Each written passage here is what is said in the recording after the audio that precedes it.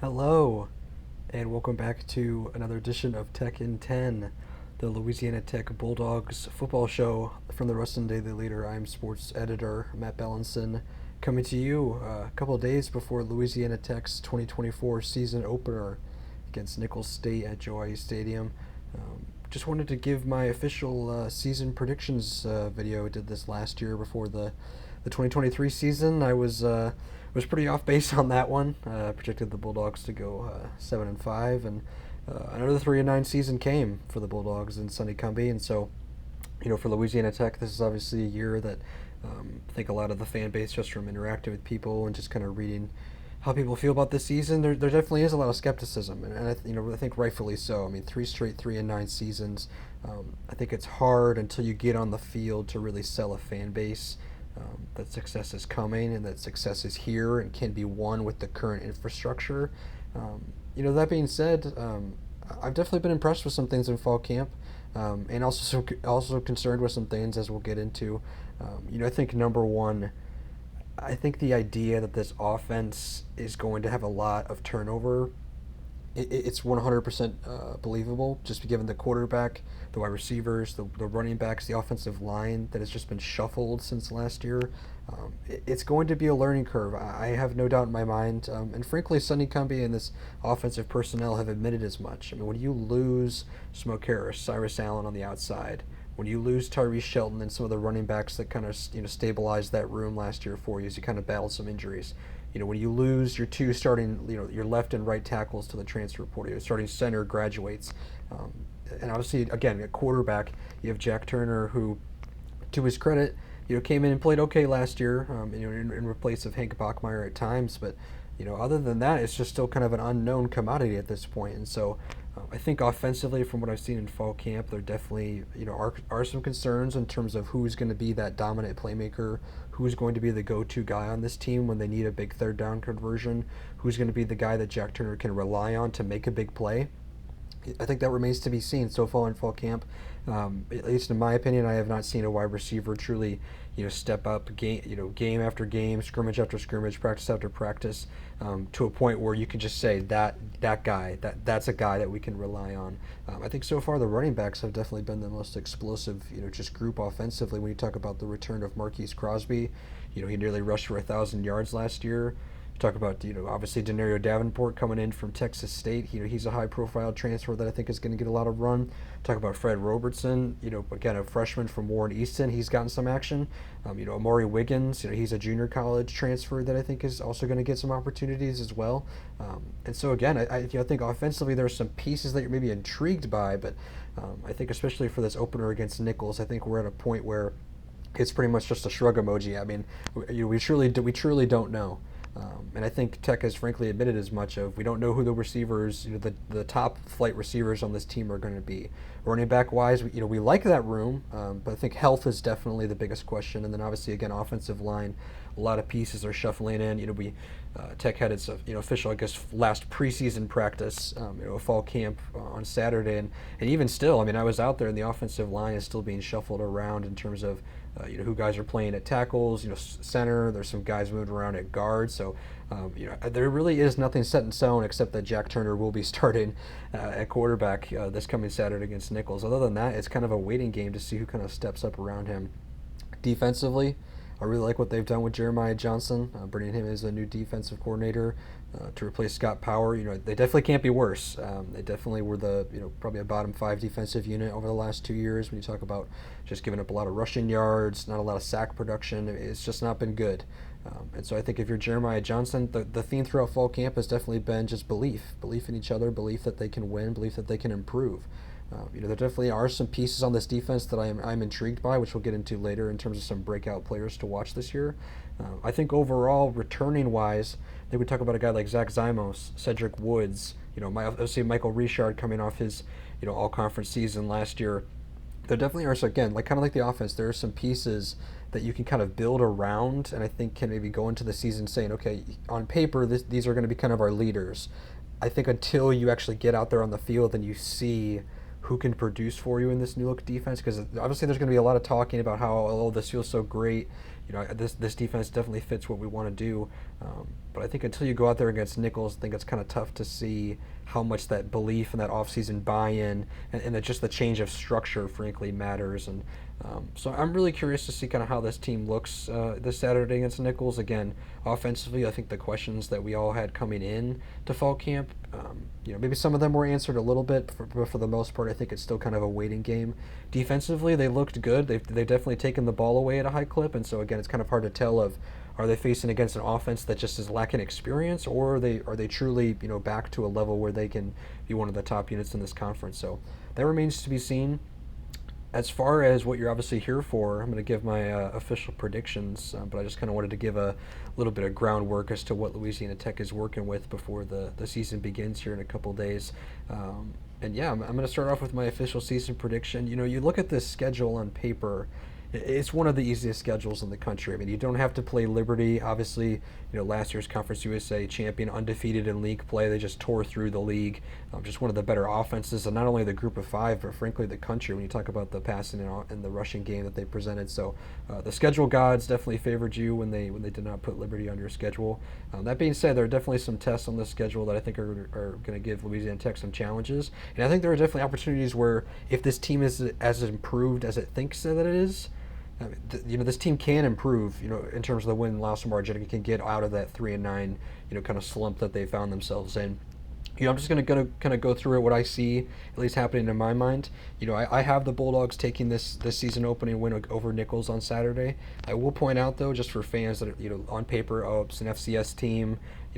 Every year Louisiana Tech just dominates one of those teams. When you talk about Stephen F. Austin 2 years ago, you talk about Northwestern State, obviously last year.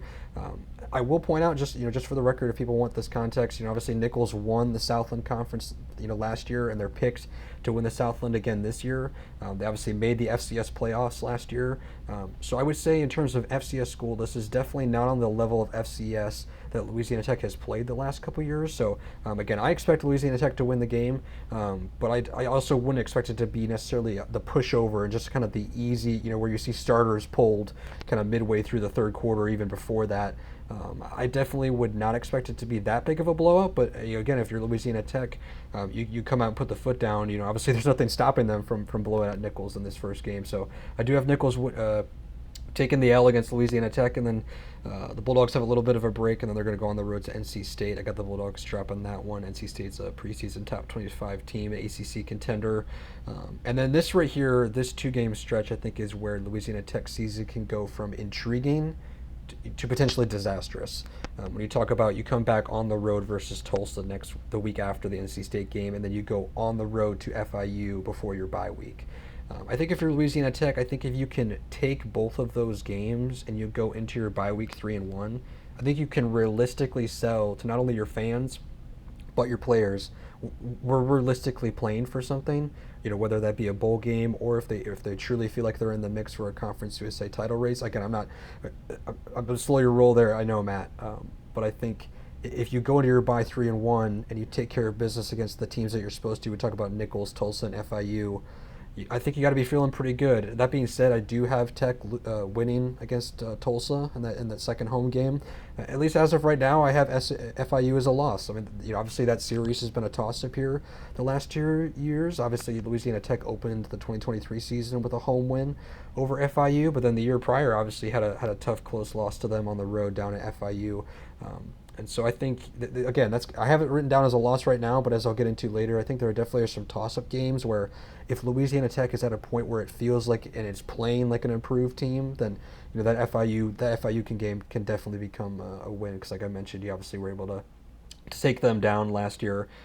And then I've got them losing to Middle Tennessee and New Mexico State for back-to-back losses as the October midweek games kind of get going. And I do have the Bulldogs then picking up 2 straight wins after that versus UTEP, who you've beaten the last 2 years. And then, obviously Sam Houston, who came into the Joe last year and definitely embarrassed you. And so I do have the Bulldogs getting their revenge and going on the road to Sam Houston for a win. So if you're keeping track at home, that's 4 wins right now. So I think, again, like I mentioned, the FIU game can be a toss-up, but right now I have that as a loss. So I have 4 wins just marked down at this point with Nichols, Tulsa, UTEP, and Sam Houston. And then I got the Bulldogs taking 3 straight losses. November is definitely not kind to them when you talk about You're home versus Jacksonville State, who set a Conference USA rushing record against you last year. Returns a lot of good players. Then you go on the road to Western Kentucky. Definitely, for sure the preseason favorite along with Liberty to be in the Conference USA championship game. I got them losing that one. And then I have them going on the road and losing to Arkansas and Fayetteville. So that's 3 straight losses in November. And then I do have the Bulldogs coming back home and ending the year on a little bit of a positive upswing, beating Conference USA newcomer Kennesaw State. To go 5-7 for those keeping track at home. I have the Bulldogs going 5-7 in 2024. And again, like I mentioned, I think if the Bulldogs defense is truly, a top 4 unit potentially in this conference, and the offense, by mid-season's point can maybe find some true playmakers, and Jack is really starting to get a command of the offense. Then again, yeah, maybe this team can, take that game over FIU to get you to 6 wins in a bowl game. Maybe this team can, defeat, potentially New Mexico State. You obviously had a close loss to them last year. So they're definitely are just the schedule is definitely at a point where if Louisiana Tech is as improved as it thinks that it is, getting to a bowl game really should not be that hard. Again, like I mentioned, there's a tough stretch in November where you're probably going to take 3 straight losses. And outside of that, I really don't see a stretch where you are guaranteed, at least in my mind, to face a whole lot of adversity if you're as improved as you think that you are. So, again, I think if you're Louisiana Tech, I think you got to feel good about your chances if you are as improved as you think you are, just given this schedule and frankly its weakness. And so again, I have the Bulldogs going 5-7 in 2024. I guess we'll see how that goes. Obviously, like I said last year, I had them going 7-5, and they finished with 3 wins. And I also just, I guess, want to mention too, if you're thinking, oh, they might take a couple of these games on the road, just want to point out this program has one road win in the last 3 years. So I'm not so bold as to just go out and pick a ton of road wins for this team. Like I mentioned, I have that FIU game as a loss right now, but again, and there are a couple of road games that I do have, the Bulldogs taking, but there aren't many. So I think, again, if the Bulldogs can improve to a point where they can get a little bit more respectability in this conference and potentially flirt with a bowl game, just given where you are, I think you definitely can start to point the finger and say, you know what, this is slowly but surely turning towards progress. I don't think if you win less than 5 games, I find it hard to imagine how you could possibly sell this is going in a positive direction. So. Time for some breakout players, I think, this year. If you've been reading any of my fall camp reports over the last couple of weeks, you've definitely seen a lot of names pop up frequently. I'm going to start on offense. Like I mentioned, there's a lot of question marks at the receiver position. I do have a breakout player to name, and when I read off his stats, you're going to be like, okay, well, he sounds like a question mark too. And you would be right. He definitely doesn't have a lot of production to his name yet. But I would throw out true sophomore tight end Eli Finley. He's a guy in fall camp that's made a ton of flash plays. He's a 6'6", over 240 pounds. Just got a tremendous frame on him. He's such a different target than the receivers that this group has right now. They don't really have a true, go up and get it receiver. They definitely have some guys that are running the outside, but you're talking about a lot of speed, a lot of athleticism in the receiving room. There's not really a go up and just, 50-50 balls, go get it type of person. That's really what Eli Finley is going to be for this group. He's been running with the ones ever since fall camp started. They used him in a lot of goal line situations where one-on-one matchups, they throw the ball to him. He's made some really impressive catches. In a couple of their scrimmages, he's also made some nice third down plays as well, kind of going up the field pretty quickly. So he's a guy that I think in this passing game, if the receiver room definitely takes more time than I think the Bulldogs are hoping for to kind of gel and kind of settle out of who the kind of 3 to 4 guys are going to be on a weekly basis, I would definitely expect Eli Finley to be a main target for Jack Turner this year in this offense. The last couple of years, Griffin Hebert had a pretty solid season in 2022, but the tight ends have not been used a ton in this passing game. Now, again, when you have Cyrus Allen, Smoke Harris, obviously Trey Harris the year before that, they've had pretty good options in the receiver room. So, again, maybe this is the year where the tight end kind of becomes one of those main receiving targets. So I would definitely keep an eye on Eli. And then I think on defense, you've heard a lot about Colby Fields at linebacker. He's a redshirt junior. He had to sit out last year after transferring in from LSU. He's a guy that's definitely flashed. He's going to be a starting linebacker for this group. Obviously starting week 1 against Nichols, but I would expect he to be in contention for all conference honors, just given the way that people have talked about him, his measurables. I think just the role that he's going to play in this defense, where obviously a lot of the action is going to come towards him. He's going to have an opportunity to make a lot of tackles, a lot of plays on the ball. I will just throw out another name just for a little bit of creativity because I know Colby Field has kind of been flashed around. I would throw out DeMarcus Griffin-Taylor. He's going to be kind of moving away from that nickel kind of position into a true starting cornerback. Obviously, which is given the production that they lost from Willie Roberts. Obviously going into the NFL process and kind of still feeling his way out there. Obviously alongside Cedric Woods, who's going to be returning at corner. DeMarcus Griffin-Taylor, has started at corner opposite him in most of fall camp. He's made a couple nice plays on the ball. Interception, I believe, in their first scrimmage. He had 4 in only 8 games last year. He had 4 pass breakups, which was third on the team. So definitely in some limited action. He definitely showed an ability to have good ball skills. Definitely lock guys up coverage wise. He's also a pretty good returner. So I expect to kind of see his name kind of float around too in the special teams game. So there definitely are some names I think on defense. When you talk about Colby, DeMarcus Griffin-Taylor, there are definitely some other names I could throw out there that if you want to keep an eye on, you can. But I think those 2 are probably solid bets of come either week 1 against Nichols, or maybe by the time we're 3 or 4 games in and you really start to hear names more and more. I would expect you're going to hear those 2 guys quite a bit as far as defensive leadership and I think playmaking. Obviously, again, Michael Richard, he's a really good player. Obviously, like I mentioned, Zach Zymos at linebacker, he's a really good player. But I think in terms of maybe breakout candidates that, obviously for Colby, he didn't play last year, but I think for DeMarcus, didn't really hear his name a ton last year. He made a couple nice plays against SMU, but really outside of that, he was just kind of a reserve guy, just kind of floating in and out of packages. I mean, he also battled some injuries too, so I would definitely throw out those 2 names as far as defense. And I think overall, just my overall impression of Louisiana Tech at this point is it's a program that needs to find success and find success in a hurry. I talked to Ryan Ivey, Louisiana Tech's athletic director, a couple weeks ago before the season began, just to get his expectation level of where this program is. And I know for a lot of fan base, it's bowl game or bust, and maybe it should be, but at least not for Ryan Ivey. In the terms of it's not necessarily Sonny Cumbie's job tied to making or not making a bowl game. At least that's how he put it. He did say that obviously the program needs to start making more postseason appearances. It needs to get back on kind of a national stage where people are watching this team play in November, December, late December, and like, oh yeah, Louisiana Tech, like whatever happened to them? Like, oh, they're still a relevant program. They're in the postseason.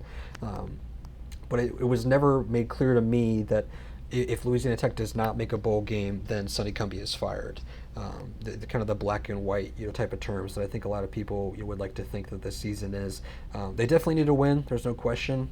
And I think if they don't win, like I mentioned, I don't think if you can't get to that 5 or you're above mark, I would find it hard to believe how you could reasonably sell that the progress is being made in this program. So I think the pressure is definitely on. I think for Sonny Cumbie and his staff, you definitely have not gotten a sense, at least from talking to them, that they've felt that pressure. Every time we've talked to them, there's been a lot of optimism. Now, again, I know as a coach, what else are you going to say? You're not going to come out to the media and say, yeah, I don't think we're gonna win much this year. But I do think if you're Louisiana Tech, I think there is pressure, no doubt. But you definitely cannot fall into the trap of letting the pressure of results and wins keep you away from sticking to what you want to do. Because if you're more concerned, if you're Sonny Cumbie and your offensive staff about, oh my gosh, we gotta keep our jobs, we have to do all these, and it affects your decision making, I think this could definitely spiral to a point where it kind of gets out of control. So, but again, we're not at that point yet. Like I said, I think the Bulldogs are going to start off the year with a win over Nichols. And then again, I think before that bye week, after they play 4 games, I think we'll kind of tell what this season has in store for Louisiana Tech.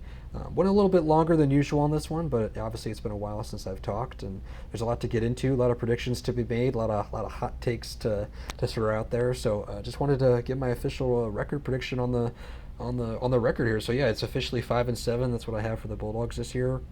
And again, maybe you lose a close one to Jacksonville State or Western Kentucky, and it feels like progress is being made. But for now, I still have the Bulldogs missing out on a bowl game this year. But potentially enough progress to say, if you're Ryan Ivey, that we're going to keep Sonny Cumbie and the staff moving forward. So that obviously remains to be seen. I'm looking forward to another year covering Louisiana Tech and another year of doing these videos. These are always a lot of fun. I appreciate you all for watching along and listening, and just keeping up with all my coverage during the Louisiana Tech season. It's kind of crazy. This is going to be year 3 of covering the Bulldogs for me. So definitely looking forward to what the season has in store. So for that, I'm Matt Belinson from the Ruston Daily Leader, and thank you all for listening. Have a good one.